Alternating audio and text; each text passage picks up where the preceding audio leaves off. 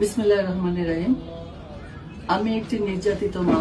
আমি অভিনেত্রী সেলিনা সুলতানা রিনা খান।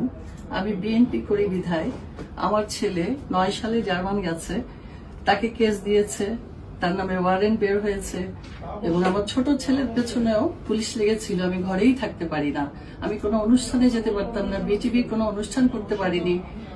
তো এখন এই ফ্যাসিস্ট সরকার যাওয়ার পরে আমরা নতুন করে জীবন পেলাম এবং আমি আমার মামলাটা নিয়ে বিএনপি পার্টি অফিসে আসছি।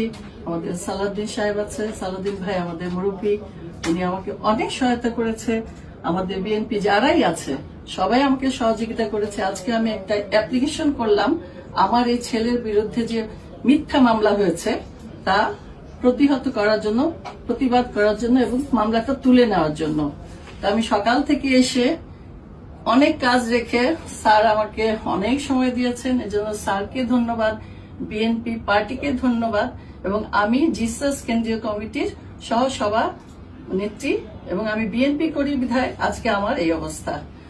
তো এই ফ্যাসিস্ট সরকার গেছে, আমরা তার উৎখাত চেয়েছি, পেয়েছি। ভবিষ্যতে যাতে আর তারা কোনোদিন আমাদের উপরে কারোর উপরেই জুলুম করতে না পারে, আমরা সেইটাই কামনা করি।